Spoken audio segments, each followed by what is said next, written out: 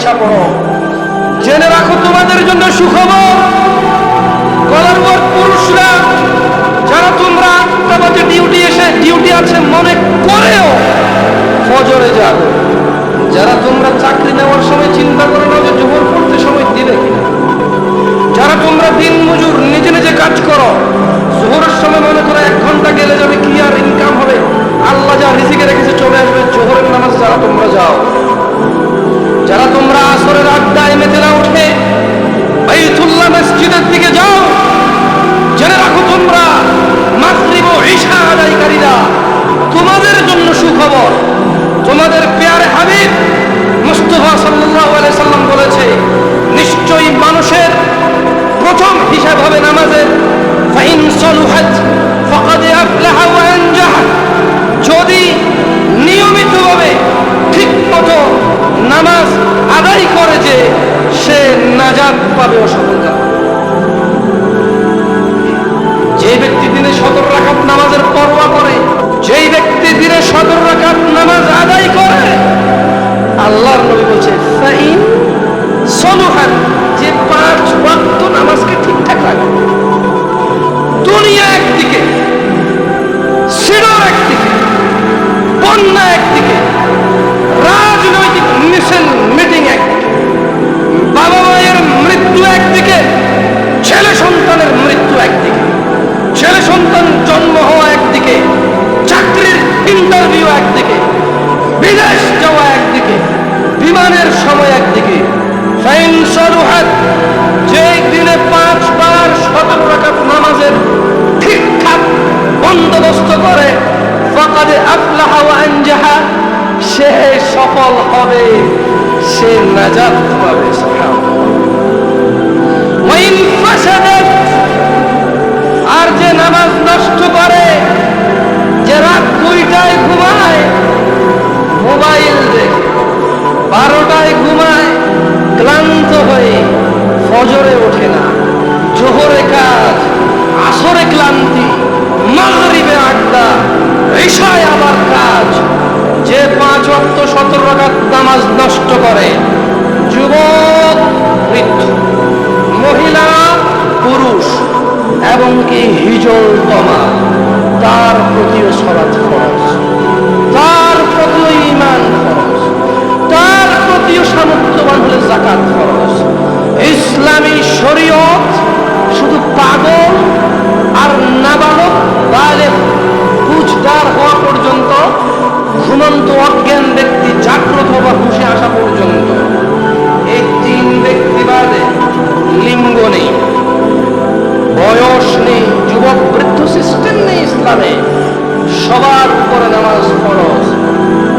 Wine ফাসাদাত, আর যে 5 ওয়াক্ত নামাজকে নষ্ট করলো, ফাকাদ খাবা ওয়া খাসার, সে ব্যর্থ হবে, বিপর্যস্ত হবে।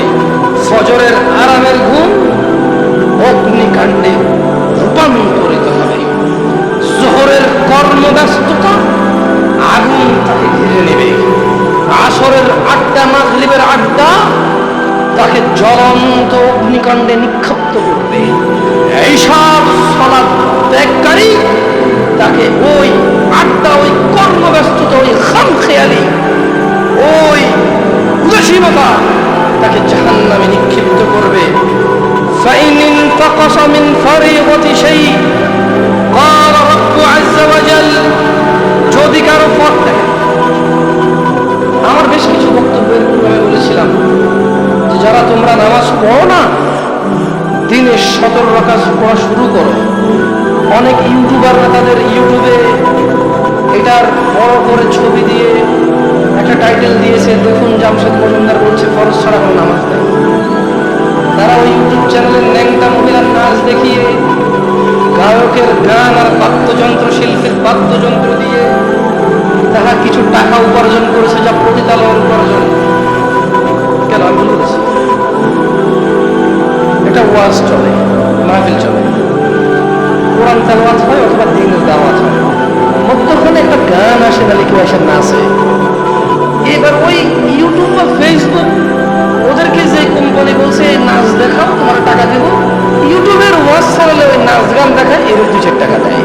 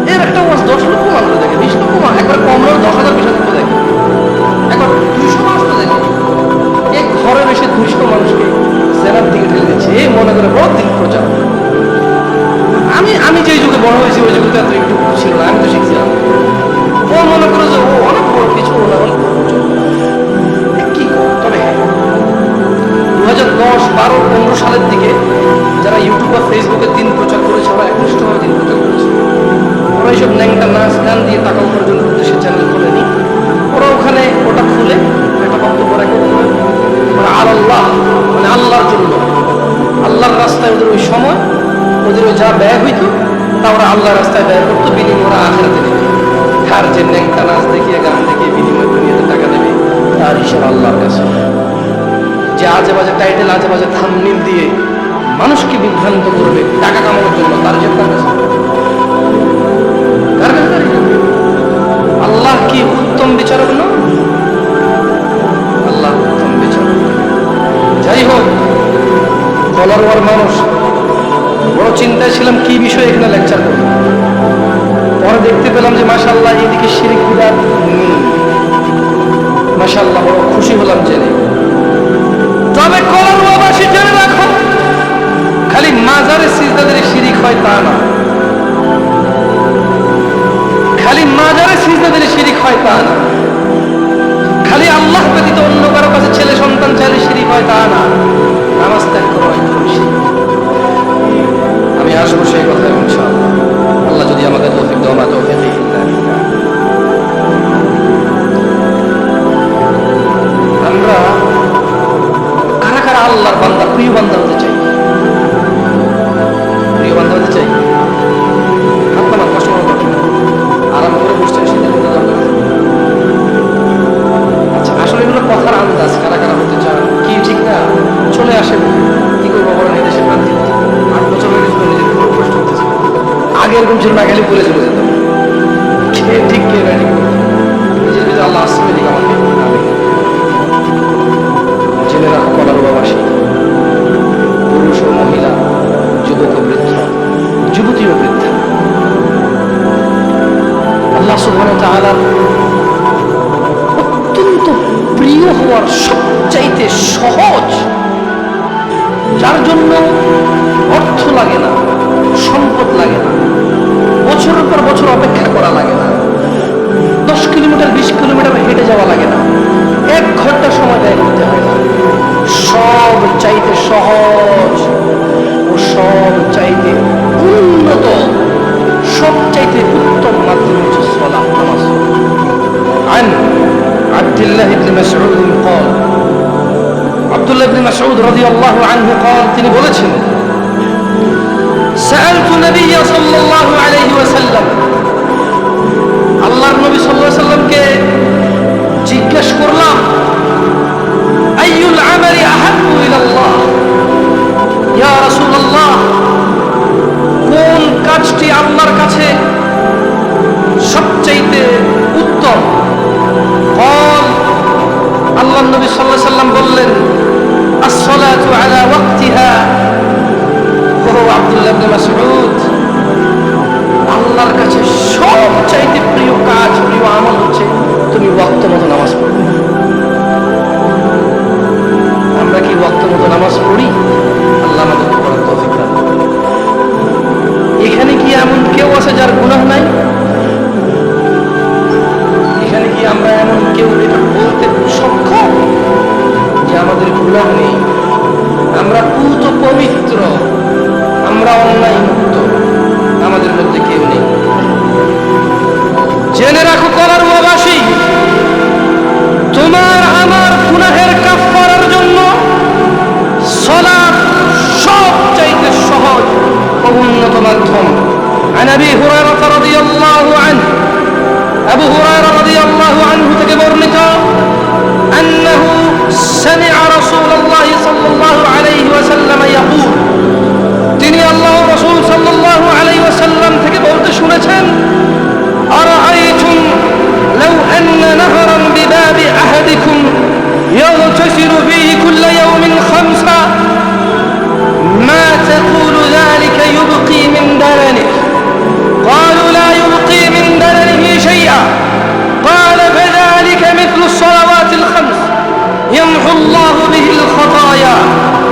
আবু হুরায়রা রাদিয়াল্লাহু আনহু থেকে বর্ণিত, তিনি বলেন রাসূল সাল্লাল্লাহু আলাইহি ওয়াসাল্লাম থেকে তিনি বলতে শুনেছেন, বলো তো, যদি তোমাদের কারো বাড়ির সামনে দিয়ে একটি নদী থাকে আর সে তাতে প্রতিদিন 5 বার গোসল করে, তাহলে কি তার গায়ে কোনো ময়লা থাকবে?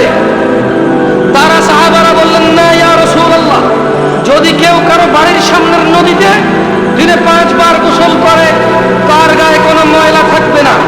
রাসূল সাল্লাল্লাহু আলাইহি ওয়াসাল্লাম বললেন, 5 ওয়াক্ত নামাজের উদাহরণ হচ্ছে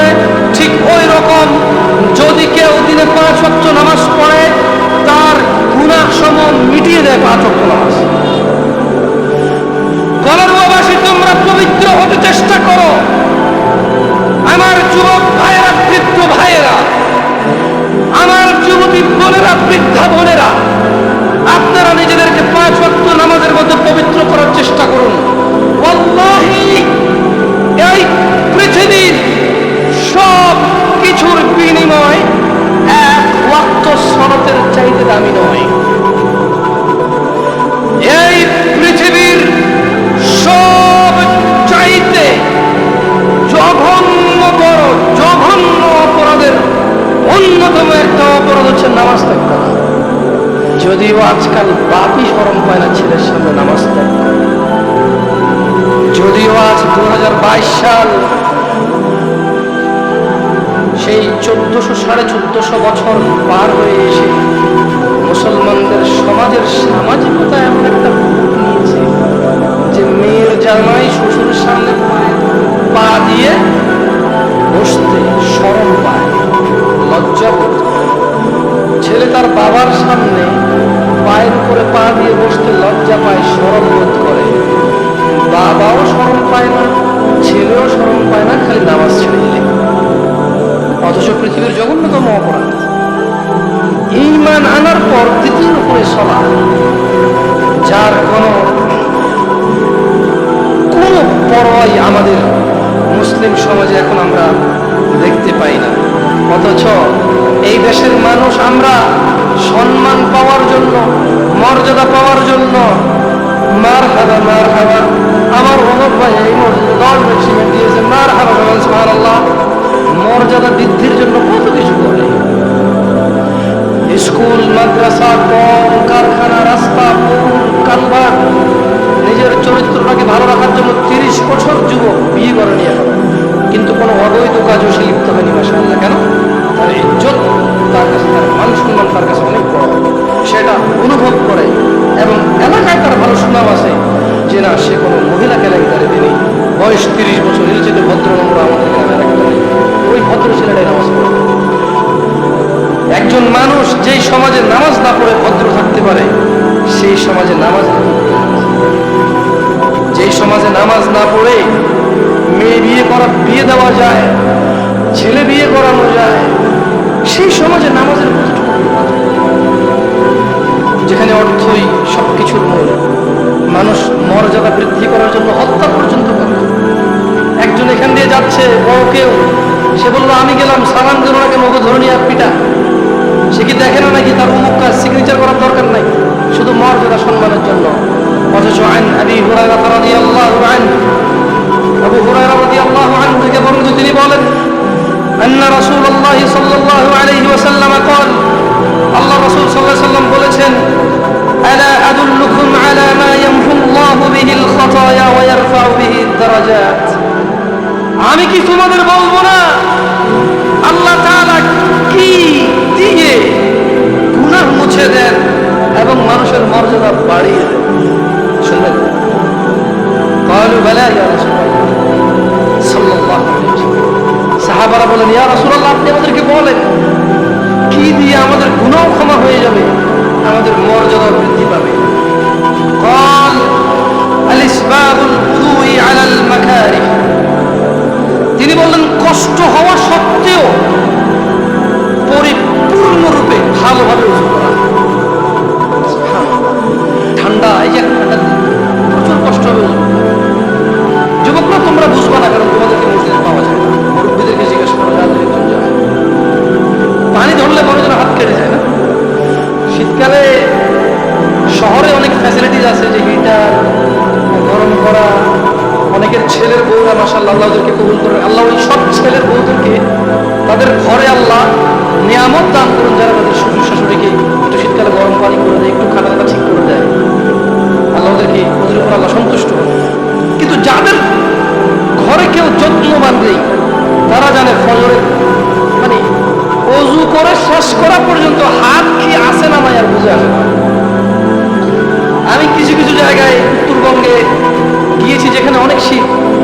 আমার এই বয়সেই, গত বছরের কথা বলছি, নীলফামারী, আমি ফজর ওযু করছি, মুখ প্রথমবার ধুয়েছি, বুঝতে পারছি আমার মুখে পানি লাগছে ঠান্ডা। দ্বিতীয়বার তৃতীয়বার ধোয়ার পর আমার আর বুঝে আসতেছে না আমার মুখ আছে কিনা সঙ্গে, মানে ফ্রিজ হয়ে গেছে। সুবহানাল্লাহ। তো আল্লাহ নবী সাল্লাল্লাহু আলাইহি ওয়াসাল্লাম তাই বলছেন যে আমি কি তোমাদেরকে এমন কথা বলবো, এমন কিছু ইনফরমেশন দিব যেটা তোমাদের গুনাহ ক্ষমা করবে ও মর্যাদা বৃদ্ধি করবে? সাহাবায়ে রাসূলুল্লাহ, তিনি বললেন সাল্লাল্লাহু আলাইহি ওয়াসাল্লাম,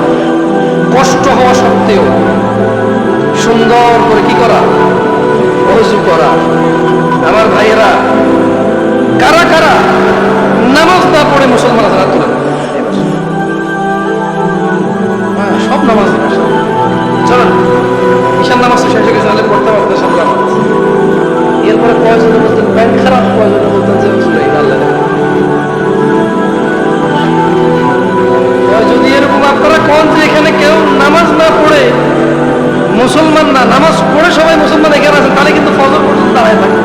এবার জামাত করিয়ে যাবো, দেখবো কার প্যান্ট খারাপ আর কার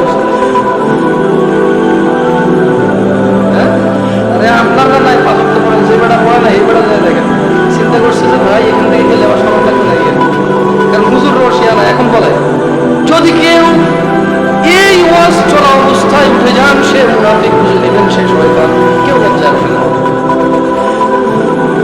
তবে আমি বলে দিচ্ছি, যার খুশি চলে যান, যার খুশি বসে থাকেন, কেউ মুনাফিক না। মাইকের আওয়াজ অনেক দূর পর্যন্ত যায়, আপনি আরামসে দোকানে বসে বসে শুনতে এখানে আসলে বুঝে আসছেন। এইটা ইম্পর্টেন্ট না যে আপনি এখানে আসবেন, এটা ইম্পর্টেন্ট যে আপনি শুনবেন ভালো কথা। এটা ইম্পর্টেন্ট না যে আপনি জামশেদ পর্যন্ত থেকে শুনবেন, কিন্তু এটা ইম্পর্টেন্ট যে আপনি যারা আল্লাহর দিকে ডাকে তাদেরকে শুনবেন। এটা গুরুত্ব রাখে না যে আপনি এখানে বসবেন, এটা গুরুত্ব রাখে আপনি দিন শিখতে আসবেন যে কোনো জায়গায়, এবং আপনি তা অনুযায়ী নিজের জীবন গঠন করবেন, এটা গুরুত্ব রাখে। বুঝতে পারছেন? তাই যদি কারো পেশাব লাগে, উজু করা লাগে, তাই সেরে আসতে পারে, সরমের কিছু নেই। কেমন ঠান্ডার দিন এমনি একটু চাপ বাড়ে, কারণ গরমকালে আমি নিজেও কম যাই, ঠান্ডার দিন নিজেও বেশি, সরমের কিছু নাই। আর জানেন এদিকে কি টাইমের কোনো অবস্থা হয় এগুলো, তখন কিন্তু সুন্দর লাগে, বললাম আমি নিজেও শুনি অনেক, কেন হাসতেছেন না? সুন্দর লাগে। এইটা ভিন্ন কথা, অনেকে সুর করতে গিয়ে অনেক কথা বলে ফেলে যা আল্লাহর সাথে সম্মানজনক নয়। অনেকে টেনে সুর করে ওয়াজ করতে গিয়ে অনেক গল্প কিস্সা কাহিনী বলে, যার সাথে ইসলামের কোনো সম্পর্ক তো নেই, বরং ওগুলো বিশ্বাস করে মানুষের ঈমান থাকবে। এটা ভিন্ন কথা, কিন্তু টেনে যারা কথা বলে খারাপ লাগে না, আমার ভালো লাগে। অনেকের সুর অনেক মায়াবী, তবে যদি টেনে ওয়াজ করতে বলেন তাইলে এখন ওইভাবে করতে হবে। কালকে কই ওয়াজ ছিল, প্রশ্ন কইছিল, প্রশ্ন কই যাবে, কই থেকে আসছে, ওইটা ছাড়া আপনার টান দেওয়া ভালো থাকবে না, সুর মিলাইতে পারবো না। এখানে নামাজ পড়ে মুসলমান কারা আছে? হাত তুলবেন না বলছি আর কি, তুলতে দেবো, না তুললে দেখতে ভালো লাগে, তুলবেন আর একবার যেটা কইছি ওইটা হয়েছে। আর সবাই নামাজ পড়ে মুসলমান, জুমা ঠিক না? আলহামদুলিল্লাহ, احنا صلينا كل جمعة الجمعة إلى الجمعة। আমি বুঝতে পারছি এবার। তখন যখন বলছি যে নামাজ না পড়ে মুসলমান কারা আছেন, কেউ হাত তোলেন না, কেন সবাই জুমা পড়ে। এইবারে আসেন, হাত তোলার দরকার নেই, আর লজ্জা দিব না আপনাদেরকে, নিজেও লজ্জা পাবেন আপনাদের সামনে, কারণ আপনাকে যদি লজ্জা দিই আমি নিজে লজ্জা, আপনি আমার কাছে আসবেন না, আমাকে ডাকবেন না, তাই লজ্জা দেব। ফজরের নামাজ না পড়ে কারা মুসলমান আছে? জোহর, আসর, মাগরিব, ইশা এগুলো না পড়ে যারা মুসলমান আছে, আচ্ছা একটা কাজ করি,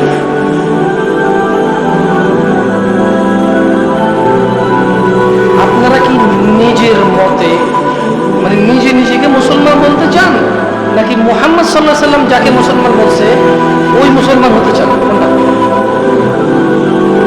বুঝেননি? একটা অপশন হচ্ছে আপনি বললেন যে আমি মুসলমান, এইবারে মুসলমানের মানে কি, মুসলমানিত্ব কি জানার দরকার নাকি জয় মুসলমান, একটা হচ্ছে এইটা।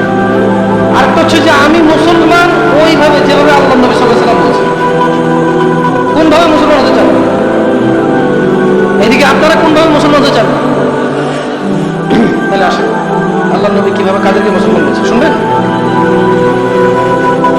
তবে আল্লাহ সাক্ষী, আপনাদেরকে কাফের বলতে আসেনি, আল্লাহ সাক্ষী আপনাদেরকে কাফের বলতে আসে না, শুধু আল্লাহ নবীর কথা আপনাদেরকে শোনাইতে আসছি। আমার দৃঢ় বিশ্বাস যে আপনারা যদি মুহাম্মদ সাল্লাল্লাহু আলাইহি ওয়াসাল্লামের পক্ষ থেকে কে মুসলমান না এটা যদি ক্লিয়ার হয়ে যাবে, ইনশাআল্লাহ আপনারা যেমনটা আমার নবীকে ভালোবাসেন সাল্লাল্লাহু আলাইহি ওয়াসাল্লাম, ওনার অনুযায়ী মুসলমান হওয়ার চেষ্টা করবেন, আমার দৃঢ় বিশ্বাস ইনশাআল্লাহ।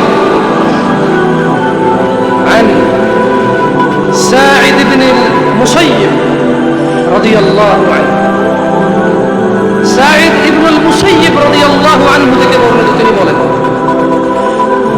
أن رسول الله صلى الله عليه وسلم قال, আল্লাহর নবী সাল্লাল্লাহু আলাইহি ওয়াসাল্লাম বলেছেন, বাইনানা,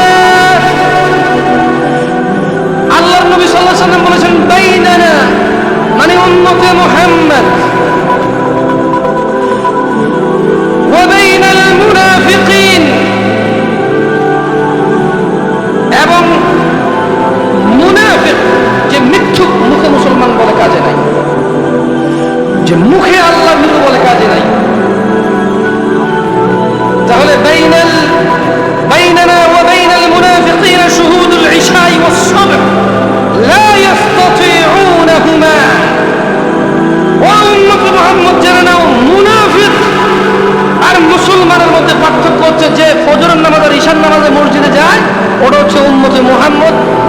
যারা ফজর আর ইশায় যায় না সেটা হচ্ছে মুনাফিক।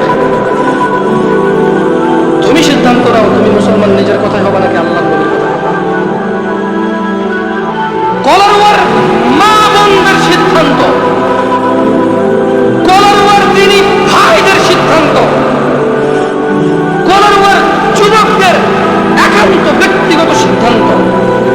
عن جابر رضي الله عنه جابر رضي الله عنه থেকে বর্ণিত, তিনি বলেন قال رسول الله صلى الله عليه وسلم রাসূল সাল্লাল্লাহু আলাইহি সাল্লাম বলেছেন بين العبد وبين الكفر ترك الصلاة, নিশ্চয় বান্দা ও কুফরের মধ্যে পার্থক্যকারী হচ্ছে সালাত। যেটা নামাজ পড়ে সেটা আল্লাহর বান্দা নিজেকে স্বীকৃতি দিল, যেটা নামাজ ছেড়েছে সেটা কুফরি করেছে। সিদ্ধান্ত নাও তুমি গতকাল পর্যন্ত কি আসো।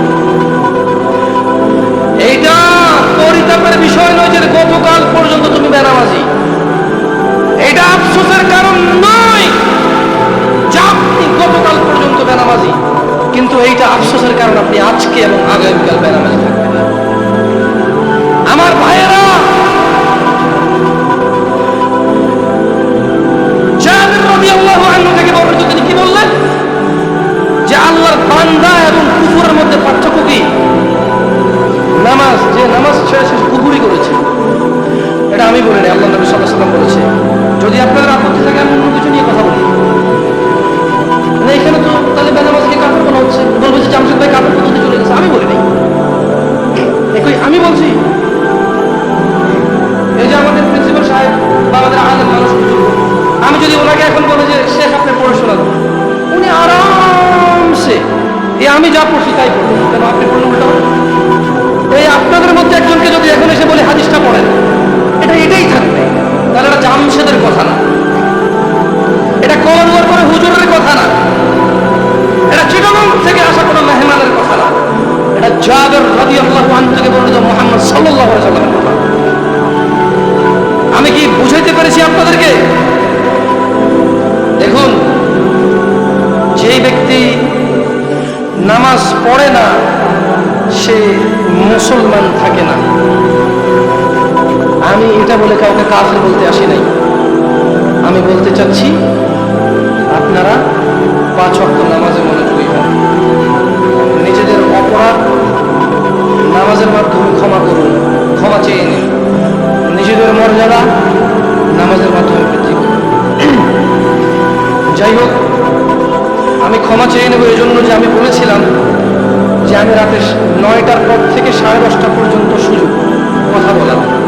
10:30টার পরে বক্তব্য রাখতে এত ভালো লাগে না, কারণ অনেক দূর থেকে আসি। এটাও সত্য, আপনারা অনেকে শুনতে আসছেন, যেহেতু অনেক দূর থেকে আসছেন। সব মিলিয়ে মোটামুটি 11টার মতো বসে যাচ্ছে। দোয়া করবেন আমার জন্য।